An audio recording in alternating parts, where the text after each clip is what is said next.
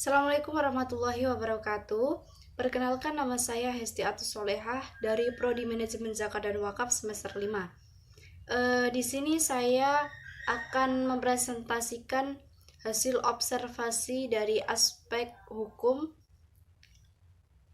di Yatim Mandiri Cabang Surabaya.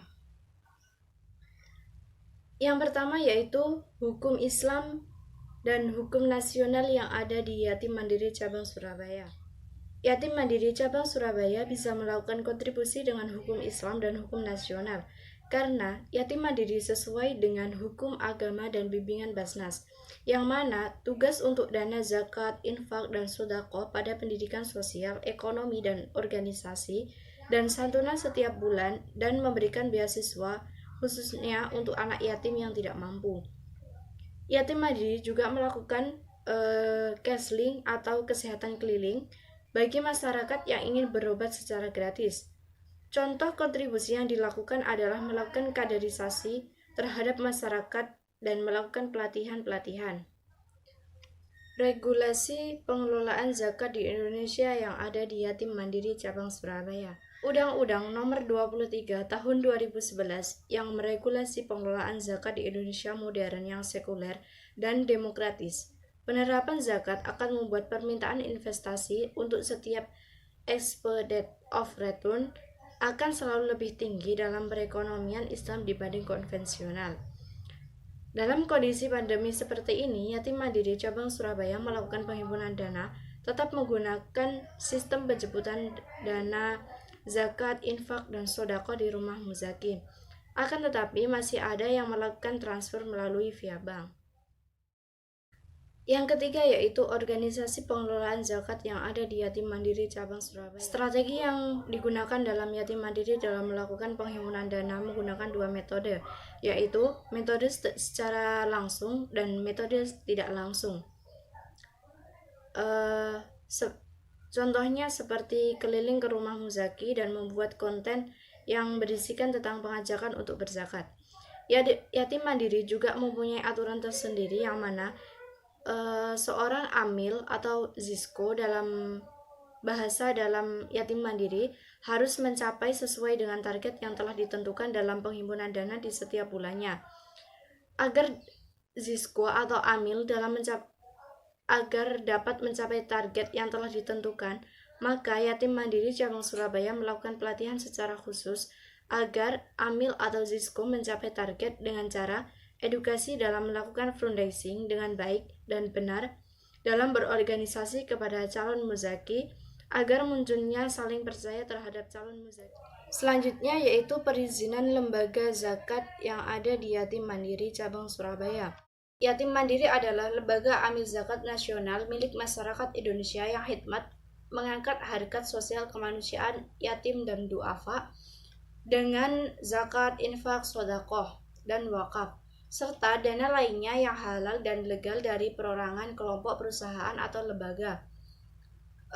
Awal mula didirikannya Yatim Mandiri ini dibentuk oleh beberapa aktivis panti asuhan yang ada di Surabaya, salah satunya yaitu Hasan Sadali, Said Sumarno, Bimo Wahyuwardono, dan Nur Hidayat, yang mana beliau itu melihat anak-anak yatim yang lulus SMA di panti asuhan.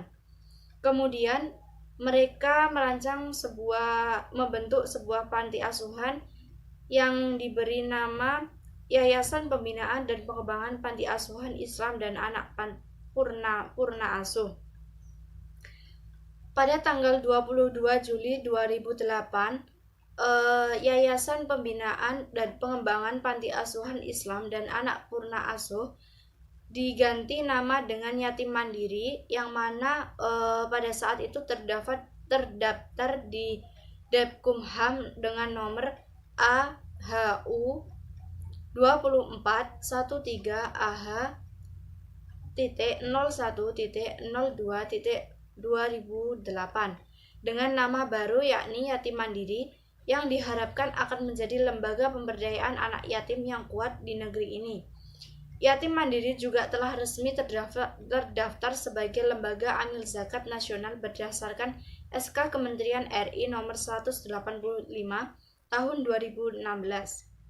Selanjutnya yaitu syarat menjadi amil di Yatim Mandiri Cabang Surabaya. Syarat menjadi amil di Yatim Mandiri Cabang Surabaya dengan syarat yaitu amil yang ada di lembaga sama dengan amil yang ada di lembaga lainnya, yang mana syariat Islam memberi beberapa persyaratan standar bagi orang yang memberikan kepercayaan sebagai amil zakat, diantaranya yaitu harus beragama Islam, akil, baik, balik, jujur, dan punya ilmu dalam hukum zakat, dan tentu harus orang yang kuat baik jiwa maupun raga.